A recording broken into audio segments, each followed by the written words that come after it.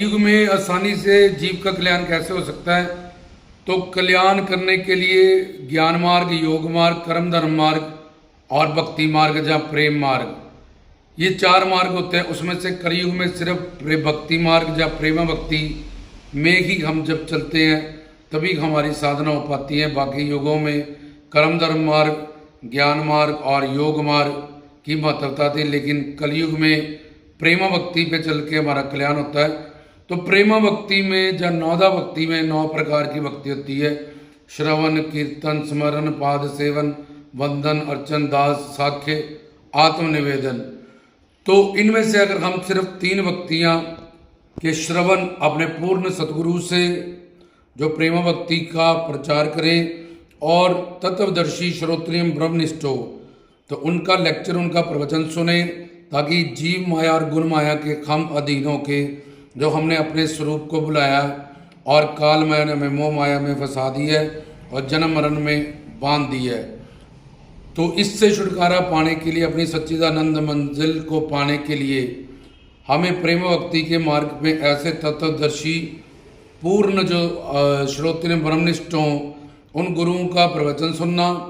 और अवतारों का, संतों का, ईश्वर के नाम गुण रूप लीला धाम संतों का कीर्तन करना, श्रवण करना, कीर्तन करना और उनके दिए गए मंत्र या गुरु मंत्र या किसी भी अवतार जो आराध्य इष्ट देव हैं हमारे, अगर वो गुरुदेव हैं, इष्ट देव भी और गुरुदेव भी, ये सबसे अच्छी बात है। लेकिन अगर हम शंकर जी से, विष्णु जी से, कृष्ण जी से, आदिशक्ति दुर्गा माँ से वो रखते हैं अपने संस्कारों के हिसाब से, उनकी जो प्रतिमा है, जब उनसे हमें अटैचमेंट है, तो इन चारों, इन 5 अवतारी भक्ति देव उपासना के साथ पूर्ण गुरु को होना और उनकी साथ साथ में भक्ति करना, ये परम आवश्यक होते हैं। तभी हम वेदों, शास्त्रों, ग्रंथों, पंथों में जो उनके लिए ज्ञान दिया गया, जो उन्होंने अवतार धारण करके जो लीलाएं की, उनका सही वर्णन, उनका सही ज्ञान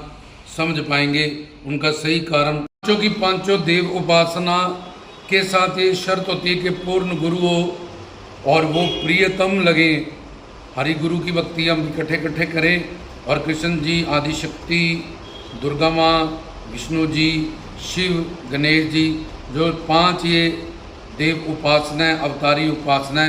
उनके साथ पूर्ण गुरु का साथ हो, वो प्रियतम लगे, सबसे प्यारे लगे और ज्ञान लेने वाला उनको जिज्ञासा भाव से, जैसे कि कोई भूखा रोटी, प्यासा पानी, मरने वाला जिंदगी मांगता है, इस तरह इतनी जिज्ञासा से अपने गुरु से वो ज्ञान प्राप्त करे। तो ये 5 देव उपासना जो काल माया से परे सगुण साकार अवतारी उपासना है, उससे उसका कल्याण होगा। तो उनके दिए गए गुरु मंत्र का, गुरु का जो अपने आराध्य इष्ट देव के प्रति हो, चाहे गुरु मंत्र हो, तो उनका स्मरण करें और दूसरा उनसे ज्ञान प्राप्त करें और तीसरा नाम गुण रूप लीला धाम का, अवतारों की उन लीलाओं का गुणगान करें। पहले उनके बारे में ज्ञान प्राप्त करें, दूसरा उनकी भजन कीर्तन करें, उनका बेटे गाएं, उनमें अपने नाम गुण रूप लीला धाम का गुणगान हो, और तीसरा हम उनके नाम पे जैसे झूमते हमें कोई भी खुशी मिलती है, तो हमें पूर्ण सतगुरु मिले, ज्ञान मिले, उनके बारे में ज्ञान मिल रहा है, ज्ञान मिलने से प्रेम बढ़ रहा है, प्रेम बढ़ने से शरणागति बढ़ रही है, शरणागति बढ़ने से कृपा बढ़ रही है, कृपा बढ़ने से हम दुख निवृत्ति और आनंद प्राप्ति और सच्चिदानंद अपनी इस मंजिल की तरफ धीरे धीरे प्लस में जाते जा रहे हैं। तो इस बात की मानव शरीर मिला, खुशी है, पूर्ण सतगुरु मिले, खुशी है, उनके लिए ज्ञान मिल रहा है, खुशी है। तो ये सारे मानव जन्म जो हीरा जन्म है,